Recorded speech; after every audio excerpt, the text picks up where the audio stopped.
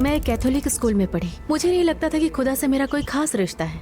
मैं लंदन में एक कैफे में बैठी थी। हमारे सामने दो नौजवान बैठे थे। वो अरब के सबसे रईस और इज्जतदार खानदानों में से एक से थे।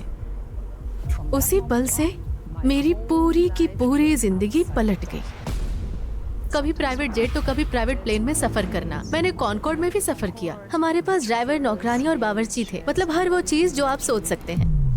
और सच कहूँ तो उन बातों ने मेरे सोचने का नजरिया पूरी तरह से बदल दिया। तो मैंने इस्लाम के बारे में किताबें खरीदनी शुरू की और मैंने जितना पढ़ा सच में वो हैरान करने वाली बातें थी। हर चीज को जोड़कर देखने पर मुझे सब समझ में आने लगा। और मक्का से नमाज का सीधा प्रसारण चल रहा था। शेख सुदैस कुरान की तिलावत कर रहे थे और उस चीज ने सीधा मेरे दिल पर असर किया और मैं रोने लगी। रोई रोई और बहुत रोई। तो मैं उसके पास गई और कहा, हम जो कर रहे हैं वो हराम है ना? या तो हमें निकाह करना होगा या मुझे जाना होगा। और तब उसने मुझसे कहा कि वो निकाह के लिए तैयार नहीं है। और उसी पल मुझे एहसास हो गया कि अब मैं ये नहीं कर सकती। अस्सलामु अलैकुम दोस्तों, मैं तबस्सुम फातिमा। आज की इस वीडियो में हम देखेंगे एक यूरोपियन खातून का इस्लामिक सफर। मैं भी इस वीडियो को पहली बार देख रही हूँ। आइए हम सब मिलकर देखते हैं। अस्सलाम। मुझे बुलाने के लिए आपका बहुत बहुत शुक्रिया। मुझे यहाँ आकर बहुत खुशी हो रही है। तो मैं एक जर्मन रिवर्ट हूँ। मेरे पिता ग्रीक थे और मेरी माँ चेक थी। मेरी परवरिश एक ईसाई मगर बहुत ही खुले विचार वाले माहौल में हुई। 20 साल की उम्र में मैंने इस्लाम कबूल कर लिया। 50 की उम्र में मैंने हेल्थ साइकोलॉजी की पढ़ाई शुरू की और बाद में उनाया नाम की एक सप्लीमेंट कंपनी की को फाउंडर बनी। और आज मैं अपनी सारी जानकारी और तजुर्बा एक हेल्थ एडवोकेट के तौर पर सोशल मीडिया पर शेयर करती हूँ। इस्लाम से पहले आपकी जिंदगी कैसी थी? क्या आप हमें उन दिनों में वापस ले जा सकती हैं? मैं एक कैथोलिक स्कूल में पढ़ी, तो मेरी परवरिश कैथोलिक माहौल में ही हुई और मैंने पैगंबरों की कहानियाँ पढ़ी। जब मैं छोटी थी तब मेरे माँ बाप का तलाक हो गया और मैं अपनी माँ के साथ पली बढ़ी। वो दिल से खुदा की इबादत करती थी। वो ईस्टर और क्रिसमस मनाती थी। तो खुदा किसी न किसी तरह हमेशा मौजूद था। मुझे पता था कि वो है, लेकिन मैं कभी गहराई में नहीं गई। मैंने कभी ये नहीं सोचा कि ईमान का असली मतलब क्या होता है। मुझे नहीं लगता कि खुदा से मेरा कोई खास रिश्ता था। ये बस वो रस्में थी जो मेरी जिंदगी का हिस्सा थी, चाहे वो क्रिसमस मनाना हो और तोहफे पाकर हमेशा खुश होना। जर्मनी में असल में हर कोई जो काम करता है और खुद को ईसाई मानता है वो चर्च को टैक्स देता है। लेकिन जब मेरी माँ ने एक वक्त पर चर्च छोड़ दिया तो उन्होंने कहा, मैं खुदा पर ईमान रखने के लिए पैसे क्यों दूं? मतलब मैं इसके लिए टैक्स क्यों दूं? तो खुदा पर यकीन होने के बावजूद उन्होंने चर्च छोड़ दिया। आपने पहली बार इस्लाम के बारे में कैसे सुना और आपका सफर कैसे शुरू हुआ? मुझे लगता है कि मेरा सफर काफी अलग है। ये गर्मियों की छुट्टियों में शुरू हुआ था। मैं लैंग्वेज कोर्स के लिए इंग्लैंड गई थी और जर्मनी वापस लौटने से एक दिन पहले मैं अपने एक दोस्त के साथ लंदन में एक कैफे में बैठी थी और हमारे सामने दो नौजवान बैठे थे। वो हमारे पास आए, हमने बातें शुरू की, एक दूसरे के नंबर लिए और उसी पल से मेरी पूरी की पूरी जिंदगी पलट गई 180 डिग्री। तो मैं उनमें से एक के साथ संपर्क में रही और बाद में उसने मुझे बताया कि वो एक इज्जतदार और सबसे रईस अमीर अरब खानदानों में से एक से हैं और हम 4 साल से भी ज्यादा वक्त तक एक रिश्ते में रहे और वो मेरी जिंदगी के सबसे अजीब साल थे।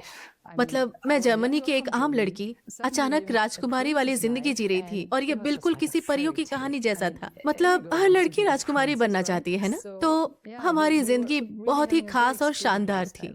पूरी दुनिया में वीआईपी सर्विस, कभी प्राइवेट जेट तो कभी प्राइवेट प्लेन में सफर। मैंने कॉनकॉर्ड में भी सफर किया। हमारे पास ड्राइवर, नौकरानी और बावर्ची थे। मतलब हर वो चीज जो आप सोच सकते हैं। मैं माइकल जैक्सन से भी मिली। उस वक्त मेरे बॉयफ्रेंड को महंगी स्पोर्ट्स कारों का बहुत ही ज्यादा शौक था।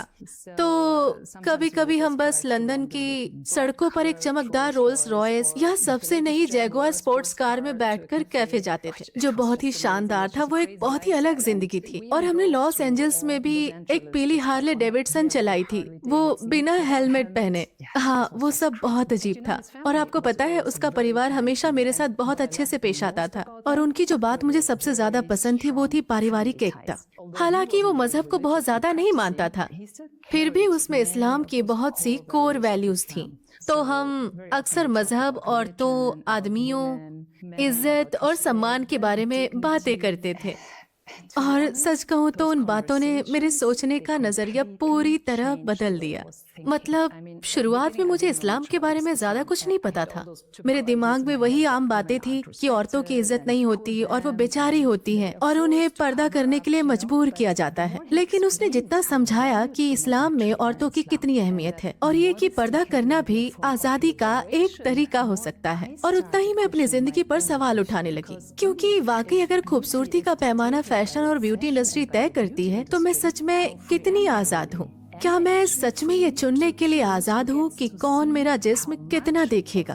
क्या मैं इतनी आजाद हूँ या ये सिर्फ एक धोखा है? और अगर मैं सब कुछ ना दिखाने का फैसला करूँ तो क्या होगा? जैसे कि नौकरी के लिए जाते वक्त, मतलब क्या सच में बाहरी दिखावा मेरी अंदरूनी खूबियाँ और इंसानियत से ज्यादा जरूरी है? और वक्त के साथ साथ मुझे एहसास हुआ कि पश्चिम में औरतें आदमियों से मुकाबला करने लगी हैं, उनकी तरह बनने की कोशिश कर रही हैं, सिर्फ इसलिए क्योंकि उन्हें वो अहमियत और हक नहीं दिए गए जो एक औरत के तौर पर उनका हक है। और यहीं से असल में मेरा अंदरूनी सफर शुरू हुआ, इस एहसास के साथ कि सोचने का एक और तरीका भी है और जिंदगी जीने और चीजों को देखने का एक अलग नजरिया भी है। तो उस वक्त जब मैं कभी कभी उसके मुल्क जाती थी तो काफी बोरियत होती थी। उस वक्त सोशल मीडिया या ऐसा कुछ नहीं था, करने को कुछ खास नहीं था, तो मैंने किताबें और इस्लाम के बारे में वो पुरानी बड़ी VHS टेप्स खरीदना शुरू कर दिया। वहाँ पर बस यही सब मिलता था। और उस वक्त शेख अहमद दीदात और प्रोफेसर जेफरी लैंग ये मशहूर लोग थे जो इस्लाम की दावत देते थे। तो मैंने उनके कुछ लेक्चर देखे, उन वैज्ञानिकों के वीडियो देखे जिन्होंने इस्लाम अपनाया था। मैंने कुरान के चमत्कारों के बारे में वीडियो देखे, और मैंने जितना ज्यादा देखा और जितना ज्यादा पढ़ा, मुझे उतना ही यकीन हो गया कि ये खुदा के सिवा किसी और के तरफ से नहीं हो सकता। मतलब 1400 साल पहले रेगिस्तान में एक उम्मी व्यक्ति समुद्र की गहराई में मौजूद आग के बारे में नहीं जान सकता था, या ये कि पहाड़ों की जड़ें गहरी होती हैं जो जमीन को थामे रखती हैं, या ये कि सूरज असल में अपनी खुद की रोशनी पैदा कर रहा है जबकि चांद सिर्फ उसे रिफ्लेक्ट करता है। मतलब ये सच में हैरान कर देने वाला था। और फिर मैं और गहराई में गई, मैंने मजहबों को मिलाना शुरू किया क्योंकि मैंने सोचा कि ठीक है, तो फिर ईसाई मजहब के बारे में क्या? और मेरी जिंदगी में ये असल में पहली बार था जब मैंने सच्चे दिल से खुदा की अवधारणा को समझने की कोशिश की। मैंने बाइबल पढ़ना शुरू किया, ये पहली बार था, और मैंने शेख अहमद दीदात की बहुत सी डिबेट्स देखी। मतलब वो बाइबल और कुरान की आयतों और ओल्ड टेस्टामेंट और साथ ही दूसरी सभी धार्मिक किताबों की तुलना करने में बहुत माहिर थे, तो उन्हें मूल शिक्षाओं तक जाने की बहुत गहरी समझ थी। आपको ये भी एहसास होता है कि ईसा अलैहिस्सलाम की मूल शिक्षा सिर्फ एक खुदा की इबादत करना था। पहली बार था ईसाई मजहब से रिफ्लेक्ट करता है। मतलब 1400 साल पहले रेगिस्तान में एक देखे, उन वैज्ञानिकों के वीडियो देखे जिन्होंने इस्लाम अपनाया था। मैंने कुरान के चमत्कारों के बारे में वीडियो देखे, और मैंने जितना ज्यादा देखा और जितना ज्यादा पढ़ा, मुझे उतना ही यकीन हो गया कि ये खुदा के सिवा किसी और के तरफ से नहीं हो सकता। मतलब 1400 साल पहले रेगिस्तान में एक उम्मी व्यक्ति समुद्र की गहराई में मौजूद आग के बारे में नहीं जान सकता था, या ये कि पहाड़ों की जड़ें गहरी होती हैं जो जमीन को थामे रखती हैं, या ये कि सूरज असल में अपनी खुद की रोशनी पैदा कर रहा है जबकि चांद सिर्फ उसे रिफ्लेक्ट करता है। मतलब ये सच में हैरान कर देने वाला था। और फिर मैं और गहराई में गई, मैंने मजहबों को मिलाना शुरू किया क्योंकि मैंने सोचा कि ठीक है, तो फिर ईसाई मजहब के बारे में क्या? और मेरी जिंदगी में ये असल में पहली बार था जब मैंने सच्चे दिल से खुदा की अवधारणा को समझने की कोशिश की। मैंने बाइबल पढ़ना शुरू किया, ये पहली बार था, और मैंने शेख अहमद दीदात की बहुत सी डिबेट्स देखी। मतलब वो बाइबल और कुरान की आयतों और ओल्ड टेस्टामेंट और साथ ही दूसरी सभी धार्मिक किताबों की तुलना करने में बहुत माहिर थे, तो उन्हें मूल शिक्षाओं तक जाने की बहुत गहरी समझ थी। आपको ये भी एहसास होता है कि ईसा अलैहिस्सलाम की मूल शिक्षा सिर्फ एक खुदा की इबादत करना था। मतलब उन्होंने कभी नहीं कहा कि वो तीन में से एक है, उन्होंने कभी खुद को खुदा नहीं बताया। तो बाद में बहुत चीजें बदल गई, तो असली तालीम वही है। और मेरा मतलब जिस तरह उन्होंने इबादत की, और ये कि उन्होंने रोजा रखा, उन्होंने सूअर का गोश्त नहीं खाया, मतलब ऐसी बहुत सी बातें हैं। या मरियम ईसा की माँ, मतलब वो हमारे लिए सबसे बड़ी मिसालों में से एक है, और अगर आप देखें तो वो हमेशा पर्दे में रहती हैं। तो जैसा कि मैंने कहा, अगर आप सारी बातों को जोड़कर देखें तो अचानक सब कुछ समझ में आने लगता है, अचानक सब साफ हो जाता है। और एक वक्त पर मुझे एक बहुत ही जरूरी बात का एहसास हुआ कि संदेश हमेशा एक ही था, भेजने वाला हमेशा एक ही था। आदम से लेकर मूसा, ईसा और मोहम्मद सल्लल्लाहु अलैहि वसल्लम तक। और तब मुझे समझ आया कि मुझे मजहबों के बीच किसी एक को चुनने की जरूरत नहीं, क्योंकि अगर मैं एक मुसलमान हूँ तो मैं अपने आप ईसाई और यहूदी मजहब की सच्ची तालीम पर यकीन रखती हूँ। मतलब एक मुसलमान तब तक मुसलमान नहीं है जब तक वो ईसा और मूसा और उनसे पहले आए सभी नबियों पर यकीन न करे। तो हर चीज जोड़कर देखने पर मुझे सब समझ में आने लगा। लेकिन दूसरी तरफ मैं चीजों को बहुत ही गहराई से महसूस भी करती थी, और इस्लाम ने मेरे इन दोनों ही हिस्सों पर गहरा असर डाला। और फिर उसके मुल्क में वो बहुत ही खास पल आया। मुझे ऐसे याद है जैसे आज की ही बात है। मेरा टीवी चलाने का मन किया तो मैंने रिमोट लिया, टीवी चालू किया और वहाँ मक्का से नमाज का सीधा प्रसारण चल रहा था। और मुझे लगता है कि ये पहली बार था जब मैंने सच में ध्यान दिया था। तो शेख सुदैस कुरान की तिलावत कर रहे थे। तो मैं कभी नहीं भूल सकती कि उनकी आवाज कैसे कांप रही थी। आप उनके हर लफ्ज में अल्लाह के लिए खौफ और मोहब्बत महसूस कर सकते थे। और फिर मैंने उन सभी मुसलमानों को देखा। वो कंधे से कंधा मिलाकर खड़े थे, झुक रहे थे, सब मिलकर खुदा के सामने मोहब्बत से झुके हुए थे। और उनमें से कुछ तो रो भी रहे थे। और उस दृश्य ने मेरे दिल पर सीधा असर किया। मैं रोई और बहुत रोई। और जबकि मुझे उनकी कही हुई एक भी बात समझ नहीं आई, लेकिन मुझे लगता है कि मेरे दिल को समझ आ गई थी और मेरी रूह को भी। और मुझे लगता है कि ये ऐसा है जैसे एक बच्चा जो अपनी माँ की बातें नहीं समझता लेकिन उसे पहचान लेता है। और मुझे बिल्कुल वैसा ही महसूस हुआ। उसी पल मुझे यकीन हो गया कि अल्लाह सच में है और वही एक इकलौता सच है। और जब आपने कलमा पढ़ा तो आपको कैसा लगा? तो मैं जर्मनी वापस गई और वहाँ की एक छोटी सी मस्जिद में गई। इमाम साहब बहुत अच्छे थे। वो मुस्कुराए और उन्होंने मेरा स्वागत किया। तो हम जमीन पर एक दायरे में बैठ गए और उन्होंने मुझसे कुछ सवाल पूछे कि मुझे इस्लाम के बारे में पता है या नहीं, क्या मुझ पर कोई दबाव है या मैं अपनी मर्जी से कर रही हूँ। और फिर उन्होंने मुझसे कलमा पढ़ने को कहा। और मुझे आज भी याद है, मैंने खुद को बहुत हल्का महसूस किया था, जैसे बहुत गहरा सुकून मिला हो, जैसे मेरी रूह कह रही हो आखिरकार। तो इस्लाम कबूल करने के बाद आपका रिश्ता कैसे आगे बढ़ा? क्या आपने उन्हें बताया? हाँ, मैंने उसे बताया और उसने भी इस बात पर गौर किया, क्योंकि अल्लाह सुब्हानहू व ताला के लिए मेरी मोहब्बत दिन ब दिन बढ़ती जा रही थी। और मैंने रोजे रखना और नमाज पढ़ना शुरू कर दिया। लेकिन इस वजह से मुझे अपनी उस शानदार राजकुमारी वाली जिंदगी में उलझन होने लगी, क्योंकि हिजाब पहनकर नाइट क्लब जाना कुछ सही नहीं लगता था। तो शुरुआत में मैंने बीच का रास्ता निकालने की कोशिश की। तो जब मैं जर्मनी में होती थी मैं अपना हिजाब पहनती थी, और जब मैं उनके साथ होती थी तो उसे उतार देती थी, और उसे इससे कोई दिक्कत नहीं थी। उसने कहा कि वो नहीं चाहता कि मैं उसके साथ होते हुए हिजाब पहनूं। मैंने कहा ठीक है, लेकिन अंदर ही अंदर मुझे ये सही नहीं लग रहा था। मेरे दिल में एक अजीब सी कश्मकश चल रही थी, क्योंकि मैं एक ही वक्त में दो अलग अलग जिंदगी जीकर खुश नहीं रह सकती। तो मैंने वक्त के साथ ये भी महसूस किया कि मैं जितना खुद को अल्लाह के करीब पाती थी, मेरे और उसके बीच उतनी ही दूरियां बढ़ती जा रही थी। हाँ, और फिर एक बात हुई और मुझे पता था कि ये हमारा अंत हो सकता है। मैं इस्लाम के बारे में और ज्यादा पढ़ रही थी और सीख रही थी, और मुझे उस किताब का बंद करना याद है और सोचना कि ठीक है, यहाँ कुछ तो बहुत गलत है और मैं ये और नहीं कर सकती, मैं इसे अनदेखा नहीं कर सकती। तो मैं उसके पास गई और कहा, हम जो कर रहे हैं वो हराम है ना,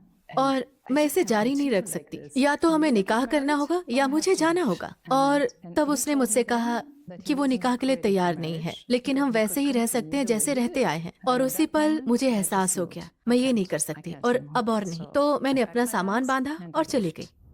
तो जब आप घर वापस आईं तब आपको कैसा लगा? और आपने उस रिश्ते को छोड़ दिया जो 4 साल से चल रहा था? वो सच में बहुत ही बुरा वक्त था। वो किसी तबाही जैसा था, क्योंकि मैं घर वापस आ गई थी और मेरी माँ के पास भी मेरे लिए अब कोई जगह नहीं थी। मैं अब क्या करूँगी? मैं अपनी जिंदगी का क्या करूँगी? क्योंकि मैंने बस अपने स्कूल की पढ़ाई पूरी की थी, लेकिन आगे की पढ़ाई नहीं की थी। अब कोई सफर नहीं, कोई प्राइवेट जेट नहीं, कोई VIP सर्विस नहीं, कुछ भी नहीं। तो मुझे घर वापस आकर एक मेहमान जैसा लग रहा था, क्योंकि मैं बस 1 हफ्ते, 2 हफ्ते या 3 हफ्ते के लिए नहीं आई थी। पहले मैं आती जाती रहती थी, लेकिन अब मैं रुक गई। अब बस हमेशा के लिए खाना पकाना, घर की सफाई, सब कुछ बस लगातार अकेले ही करना था, और ये बहुत ही मुश्किल था। और ये समझना कि ठीक है, सब खत्म हो गया और अब क्या ही कर सकते हैं।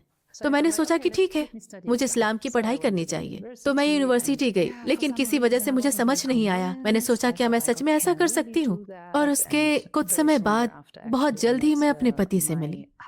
तो असल में मैंने कुछ भी शुरू नहीं किया। आपके लिए इस्लामी तौर तरीकों को अपनाना कितना मुश्किल था, जैसे कि हराम चीजों से बचना और दिन में 5 बार नमाज पढ़ना? हाँ, सच कहूँ तो मुझे ये इतना मुश्किल नहीं लगा, क्योंकि मुझे पूरा यकीन था और आज भी है कि अल्लाह सुब्हानु व तआला हमें जो भी रास्ते दिखाता है उनमें बहुत समझदारी होती है।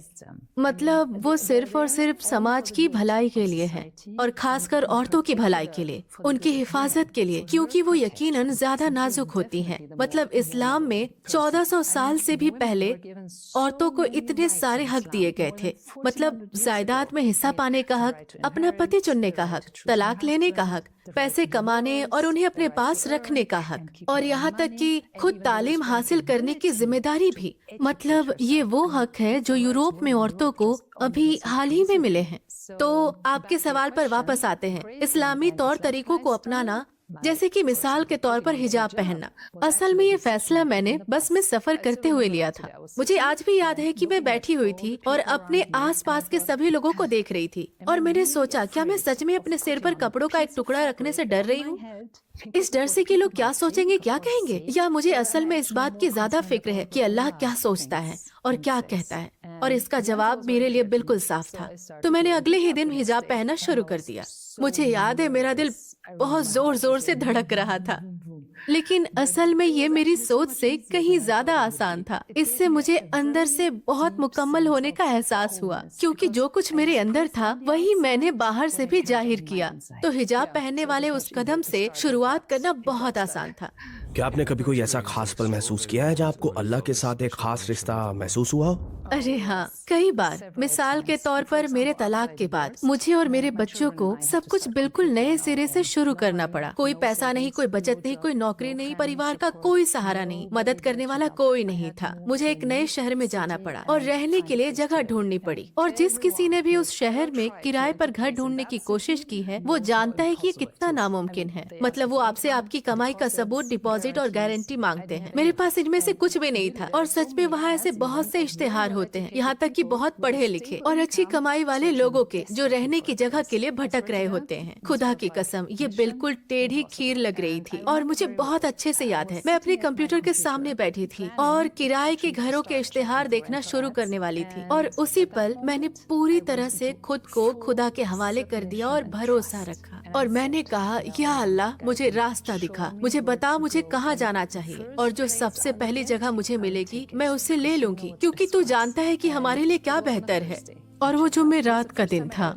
मैंने देखा, ये पहली बार था जब मैंने देखा था, और वहाँ सिर्फ एक ही नया इश्तेहार था, एक खूबसूरत घर, हम सबके लिए काफी बड़ा और हमारे बजट में। मैंने इश्तेहार देने वालों को एक मैसेज भेजा, और उन्होंने मुझसे कहा कि मैं शनिवार को सुबह 10 से 12 बजे के बीच आ सकती हूँ, लेकिन उन्होंने मुझे बताया कि और भी बहुत से लोग आने वाले हैं, इसलिए अपने पास काफी वक्त लेकर आना। मैंने कहा ठीक है, प्लीज आप अपना पता बता दीजिए। शुक्रवार को मैंने पता देखा, और पता है क्या हुआ? उस आदमी ने इश्तेहार में घर लेने वाले सभी लोगों के लिए एक बात जोड़ दी थी, प्लीज मुझे दोबारा संपर्क करें, क्योंकि सिस्टम से सारे ईमेल मिट गए हैं। मैंने सोचा क्या? मुझे ये बहुत अजीब लगा, लेकिन मैंने इस बारे में ज्यादा नहीं सोचा, क्योंकि मुझे इस बात की ज्यादा फिक्र थी कि मैं क्या पहन कर जाऊँ। मैं हिजाब को लेकर बहुत सोच विचार में थी। मैंने सोचा ठीक है, क्या मुझे हिजाब थोड़ा ढीला करके पहनना चाहिए, थोड़ा पीछे की तरफ या आगे की तरफ, वैसे ही जैसे हमेशा पहनते हैं। और मैं बहुत ज्यादा मजहबी नहीं दिखना चाहती थी। आपको पता है हम जर्मनी में हैं, यहाँ काफी हद तक नस्ल भेद होता है। और फिर मैंने कहा ठीक है खुदा, ये सब तेरे हाथों में है, और मैं इसे वैसे ही पहनूंगी जैसे पहना जाता है। और अगर हमारी किस्मत में इस खूबसूरत घर में रहना लिखा होगा तो तू कोई रास्ता निकाल देगा। तो शनिवार की सुबह मेरा एक और काम था, और बहुत ज्यादा ट्रैफिक होने की वजह से मैं बहुत देर से पहुंची। 11:15 बजे परिवार ने दरवाजा खोला, मुस्कुराए और कहा, आइए, आप सबसे पहले आई हैं। मुझे याद है मैंने सोचा था क्या, यहाँ तो और भी बहुत से लोगों को आना था। बाद में मुझे समझ आया कि ज्यादातर लोगों को पता मिला ही नहीं, क्योंकि उनके ईमेल मिट गए थे। सुभान अल्लाह। तो कुल मिलाकर बात यह है कि किराएदारों ने तय किया था कि जो इंसान सबसे पहले पसंद आएगा वो मकान मालिक से उसकी सिफारिश करेंगे। सुभान अल्लाह। और उस सुबह मैं सबसे पहले वहाँ पहुँची थी और मैं उन्हें पसंद आ गई। तो सारी मुश्किलों के बावजूद हमें वो घर मिल गया और खुदा की कसम वो बहुत ही खूबसूरत घर था। बहुत बड़ा बगीचा, बहुत अच्छे मुसलमान पड़ोसी, हमारी जरूरत की हर चीज पास में ही थी। और सच में मैं हर रोज शुक्रगुजार होकर बहुत रोती थी, क्योंकि आखिरकार मैं अपने बच्चों को एक सुकून भरा और खूबसूरत घर दे सकी थी।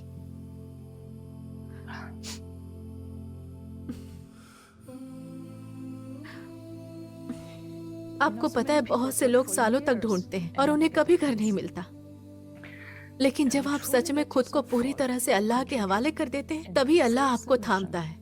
और ये एक ऐसा खूबसूरत एहसास है जिस तक पहुंचना बहुत ही मुश्किल है।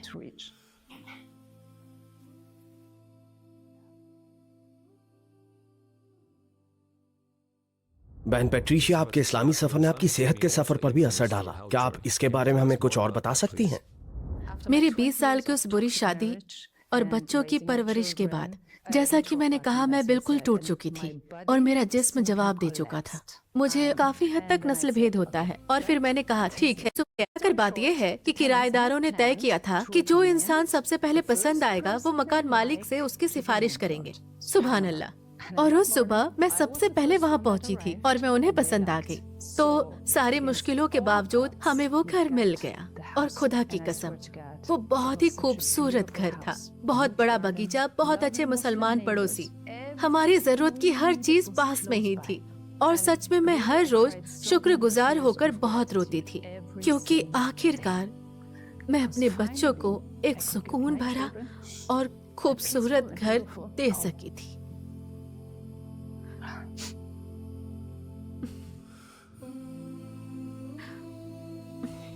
आपको पता है, बहुत से लोग सालों तक ढूंढते हैं और उन्हें कभी घर नहीं मिलता, लेकिन जब सैकड़ों सप्लीमेंट्स लिए, हर चीज आजमाई, सब कुछ बदल दिया। मैंने पूरी दुनिया के सेहत के जानकारों की बातें मानी जो पुरानी बीमारियों और ऑटो इम्यून बीमारियों के ठीक करने का दावा करते थे, और ये रही मैं। अल्हम्दुलिल्लाह, अल्लाह के फजले से उसने काम किया। बायोफिल्म क्या है और अभी आप किन प्रोजेक्ट्स पर काम कर रही हैं? असल में बायोफिल्म आपकी आंतों में एक चिपचिपी गंदगी होती है जो आपको बीमार कर सकती है। और जब आप अपना सब कुछ दांव पर लगा देते हैं, आप सब कुछ खो सकते हैं, और फिर भी आप प्यार करने वाले और इंसाफ पसंद बने रहते हैं। मतलब ये सच में किसी आम इंसान के बस की बात नहीं है। मतलब कोई भी सच में बहुत परेशान हो जाएगा, कोई भी पागल सा हो जाएगा, कोई भी बदल जाएगा और शायद नाइंसाफी करने लगे, लेकिन वो ऐसे नहीं थे। इतना हौसला होना और इतनी हिम्मत होना और इतनी ताकत होना बहुत बड़ी बात है। ये तभी हो सकता है जब आपको खुदा ने चुना हो। अगर आप एक नबी हैं, कोई और ऐसा नहीं कर सकता। आखिर में, अगर आपके पास दुनिया के सभी गैर मुस्लिमों से बात करने के लिए 1 मिनट का वक्त हो, तो आप उनसे क्या कहना चाहेंगी? मैं सच में चाहती हूँ कि आप वो महसूस कर सकें जो मैं कुरान पढ़ते वक्त महसूस करती हूँ। उनमें से कुछ आयतें सच में मेरी आंखों में आंसू ला देती हैं, क्योंकि मुझे एहसास होता है कि ये उस बनाने वाले के लफ्ज हैं और कोई भी इंसान इस तरह से बात नहीं करेगा। और उसमें एक बात बहुत खास है, अल्लाह अपनी बनाई हुई दुनिया की सभी निशानियाँ और आसपास के सभी सबूत बताने के बाद वो इंसान से एक सवाल पूछता है, तो तुम कहाँ जा रहे हो? मतलब आप अपने मकसद के पीछे भाग सकते हैं, खुद को भटका सकते हैं, खुद को थका सकते हैं, घर बना सकते हैं, परिवार बना सकते हैं, आप गाड़ियाँ खरीद सकते हैं, आप अपने दिन बिजी रख सकते हैं और हमेशा और पाने के लिए मेहनत कर सकते हैं। और फिर एक पल के लिए रुकिए, अपनी आंखें बंद कीजिए, और जब आपका खुदा आपसे प्यार से पूछता है, पूरी मोहब्बत के साथ, तो उसे महसूस करने की कोशिश कीजिए। तो